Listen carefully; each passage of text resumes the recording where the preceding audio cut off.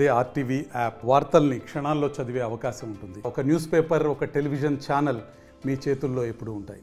వరంగల్ నుండి కొంతమంది అధికారులు పామాయిల్ పంటలను పరిశీలించేందుకు వచ్చారు. ఇక్కడ అసలు వాళ్ళు ఏమి అధ్యయనం చేశారు, ఈ పామాయిల్ పంటకు సంబంధించి సాగు విధానానికి సంబంధించి అంశాన్ని కానీ వివిధ రకాల ఏదైతే ఈ పామాయిల్లో ఎలాంటి పోషక విలువలు కానీ దానికి సంబంధించి ఎలాంటి మందులు వాడుతున్నారు, దీనికి అన్నింటికి సంబంధించి ప్రాజెక్ట్ అధికారులు అన్నారు. అసలు మీరు ఇక్కడ ఏం చూడడానికి వచ్చారు, ఏంటి పరిస్థితి వీళ్ళందరూ?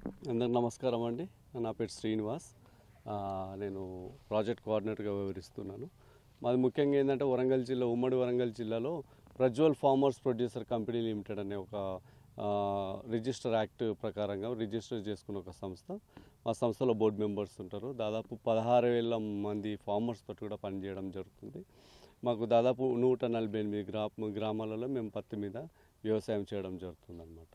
ముఖ్యంగా మా ముఖ్య ఉద్దేశం ఏంటంటే కన్వెన్షనల్ ఫార్మింగ్ నుండి ఆర్గానిక్ ఫార్మింగ్కి తీసుకురావాలి అని చెప్పేసి ఫార్మర్స్కి అవగాహన పెంచుకుంటూ రావడం జరుగుతుంది. అంటే ఈ పెస్టిసైడ్స్ తక్కువ వాడడము, అసలు పెస్టిసైడ్స్ లేకుండానే యూరియా లేకుండా కూడా ఏదైతే సాయిల్ హెల్త్ని పొందడానికి వివిధ రకమైన న్యూట్రిషన్స్ ఏదైతే ఉన్నాయో సిటీ కంపోస్ట్ కానీ వర్మి కంపోస్ట్ కానీ ఇట్లాంటివి వాడి ఫార్మర్స్కి అవగాహన పెంచి వాళ్ళు లబ్ధి పొందేటట్టుగా చేయాలనేది మాది ముఖ్య ఉద్దేశం. దాంట్లో భాగంగా మేము మహిళల్ని కూడా మా ప్రాజెక్టులోకి తీసుకోవడం జరుగుతుంది.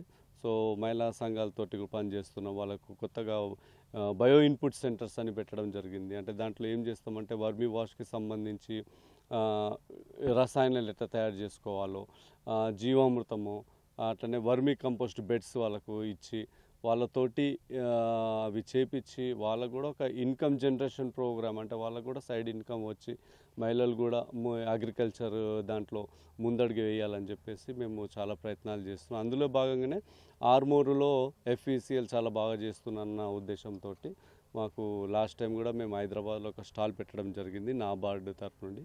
అప్పుడే సార్ వాళ్ళు పరిచయం అయ్యారు.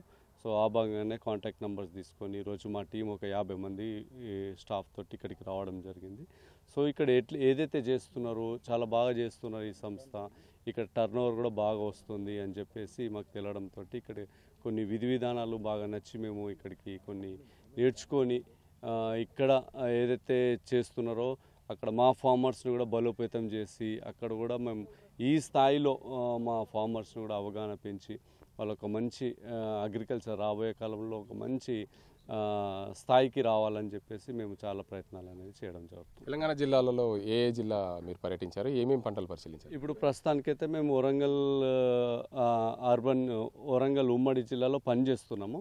ఇది కాకుండా మేము కొన్ని ఇట్లా స్వచ్ఛంద సంస్థలు బాగా చేస్తున్నాయి కూడా మేము అక్కడ కూడా వెళ్ళేసి అక్కడ కూడా ఎట్లా చేస్తున్నారో తెలుసుకొని అవి మన దగ్గర కూడా పెట్టడం జరుగుతుంది. సో మాకు ఈ క్రమంలో BC అనే సంస్థ, బెటర్ కాటన్ అనే సంస్థ చాలా సాయం చేస్తుంది. లోకల్గా మాకు WWF ఇండియా అనే సంస్థ కూడా మాకు సహకారాలు అందిస్తున్నది. వాళ్ళు ప్రతిదీ కూడా మాకు అవగాహన పెంచి రైతులతో ఎట్లా పని చేయాలి, వాళ్ళని ఎట్లా బలోపేతం చేయాలి అని చెప్పేసి కూడా వాళ్ళు మాకు నిరంతరంగా మా వెన్నెంట ఉండి మాకు ప్రోత్సాహం కల్పిస్తున్నారు. మీరు చెప్పండి మేడం, ముఖ్యంగా మీరు ఏ ప్రాంతాలు తిరిగి వచ్చారు, దీనికి అంతరికి సంబంధించి ఎక్కడెక్కడ మీరు అయితే ముఖ్యంగా ఆంధ్రప్రదేశ్ కానీ తెలంగాణలో కానీ ఏ పంటలను పరిశీలించారు, దీనికి అంతరికి సంబంధించి మీరు ఎలా ఎక్స్ప్లెయిన్ చేస్తారు మీ ప్రాంతంలో రైతులకి? జనరల్గా మేము last time 2 months back Aswaraopeta అనేది వెళ్ళడం జరిగింది.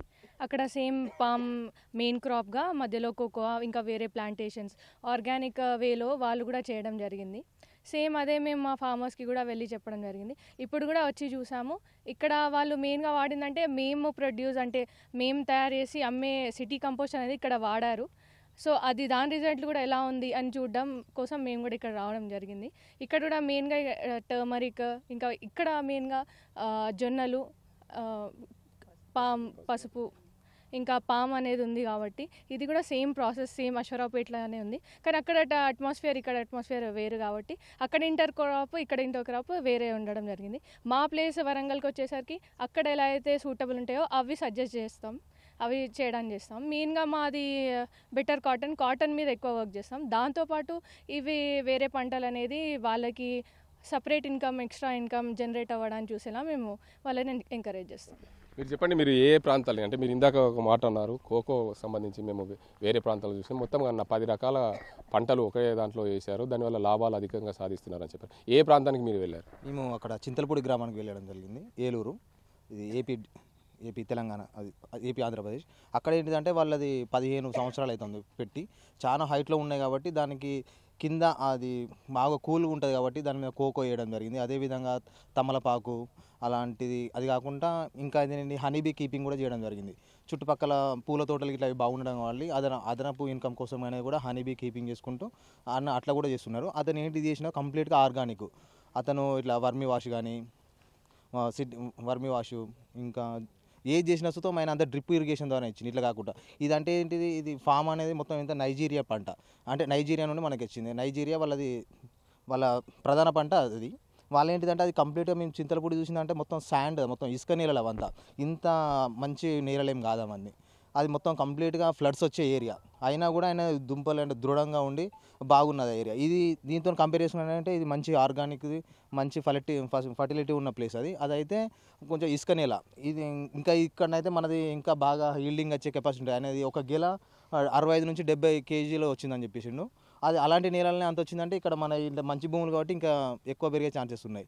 ఇంకేంటి అతనికి కోకో అనేది అతను కొన్ని బేకరీలకు కొన్ని టైఅప్ అయినంట, అది చేసి వాళ్ళకు ఇవ్వడం వల్ల చాక్లెట్ కంపెనీలకు అలాంటికి అదనకు ఇన్కమ్ వస్తుందండి. ఒక 3 lakhs వరకు ఆ కోకో మీదనే ఇన్కమ్ రావడం జరిగింది. అతనికి కంప్లీట్గా 2 ఆవులు కూడా ఉన్నాయి అక్కడ ఒక ఫార్మర్కి. అది అతను ఏమని చెప్పిందంటే ఎక్కువ ఇది ఫామ్ ఆయిల్ చేస్తే అంటే ఎక్కువ విస్తీర్ణం, ఒక 2-3 ఎకరాలు కాకుండా లార్జ్గా చేస్తే నీకు బెనిఫిట్ ఉంటుంది, ఇట్లా చిన్నగా చేస్తే కొంచెం బాగుండదు అన్నట్టు ఇట్లా చెప్పింది. అట్లంతా లార్జ్గా చేస్తేనే బెనిఫిట్ ఉంటుంది. అట్లంతా అంటే 1 ఎకరం 2 ఎకరాలు చేస్తే ఫామ్ ఆయిల్తో పాటు ఇంకా అంతర పంటలు వేరే వేసుకుంటే బాగుంటుంది. బాగుంటుంది. ఇప్పుడు ప్రజెంట్ అయితే ఇప్పుడు దాంట్లో ఎక్కువ మన గవర్నమెంట్ కూడా దీంట్లో చిన్నది ఆపరాలు లాంటిది, పల్లికాయ, బొబ్బర అలాంటివి వేసుకోమని చెప్పారు. కానీ మనోళ్ళు కూడా దీంట్లో ఇంకా వాణిజ్య పంటలు పండిస్తున్నారు. అది కాకుండా కూరగాయలు అలాంటి ఆపరాల పంటలు పండించినాం అనుకుంటే దీంట్లో సూక్ష్మ పోషకాలు ఇంత బాగా డెవలప్ అయ్యి మన సాయిల్ ఫర్టిలిటీ అనేది అభివృద్ధి అవుతుంది. ఎక్కువ మనం ఇది చేసిన సుతం ఇది పసుపు అనేది కూడా వాణిజ్య పంటే కదా. అది కాకుండా కొంచెం ఇంకా షార్ట్ టర్మ్ డ్యూరేషన్, భూమికి ఇంకా భూసారాన్ని ఇచ్చే పంటలు వేసుకోవడం కూడా కొంచెం మంచి పద్ధతి. అట్లా లాంగ్ డ్యూరేషన్ క్రాప్ కాకుండా షార్ట్ టర్మ్ డ్యూరేషన్ వేసుకున్న సో వాళ్ళకు అభివృద్ధి, వాళ్ళకి రోటేట్ అవుతుంది ఇన్కమ్. మొత్తంగా చూసుకోవచ్చు, పసుపు ఏదైతే పామ్ ఆయిల్ తోటలో అంతర పంటలుగా వేసే పంటలు మేము ఇతర జిల్లాల్లో, ఆంధ్రప్రదేశ్లో ఇతర ప్రాంతాల్లో కూడా చూసాం. దీనికి అంతటికి సంబంధించి ఏ ప్రాంతమైనా సరే ఆ ప్రాంతానికి అనుగుణంగా ఉండే విధంగా పంటలు వేస్తారు. ఇక్కడ తెలంగాణలో మనం నిజామాబాద్ జిల్లాలోని జక్రాంపల్లి మండలం అర్గుల్ గ్రామానికి వచ్చాము. ఈ అర్గుల్ గ్రామంలో ఏదైతే రైతు మధుసూదన్ రెడ్డి రైతు పండిస్తున్న ఈ పామాయిల్ తోటలు చూసాం. ఇందులో పసుపు అదేవిధంగా జొన్న అంతర పంటగా వేస్తారు. దీనికి అంతటికి సంబంధించి ఏదైతే ఆర్గానిక్ వ్యవసాయం చేసే విధంగా మేము ప్రతి ఒక్కరికి అధ్యయనం చేసుకొని రైతులకు అందరికీ చెప్తాం. మా ప్రాంతంలో మాత్రం మొత్తంగా కాటన్ పండుతుంది. దానితో కాటన్తో పాటు ఇతర పంటల వైపు సాగు చేసే దిశగా మేము రైతులందరికీ ఎక్స్ప్లెయిన్ చేస్తాం. ఇతర ఏదైతే ఆంధ్రప్రదేశ్లో మేము కోకో లాంటి 1 ఎకరం 2 ఎకరాలు ఉన్న రైతు పామాయిల్తో పాటు అంతర పంటలో 10-12 రకాల అంతర పంటలు వేస్తే అధిక లాభాలు సాధించవచ్చు అనే విధంగా రైతులు అక్కడ చేస్తారు. అలాంటిది కూడా మేము అక్కడ ఆ ప్రాంతంలో రైతులందరి దగ్గర చూసి నేర్చుకొని మేము మా ప్రాంతాల్లో ఉన్న రైతులకు చెప్పే విధంగా ప్రయత్నాలు చేస్తున్నామని ఇక్కడ నిజామాబాద్ జిల్లాకు వచ్చిన వరంగల్ FAOకి సంబంధించిన అధికారులు చెప్తున్న పరిస్థితి. ఇది ఇక్కడ పరిస్థితి. కెమెరా సాజిన్తో గంగారెడ్డి, RTV నిజామాబాద్. మరిన్ని వీడియోస్ కోసం ఛానల్ ని సబ్స్క్రైబ్ చేయండి, లేటెస్ట్ అప్డేట్స్ కోసం వాట్సాప్ ఛానల్ ని ఫాలో చేయండి అండ్ లింక్ డిస్క్రిప్షన్ లో ఉంది.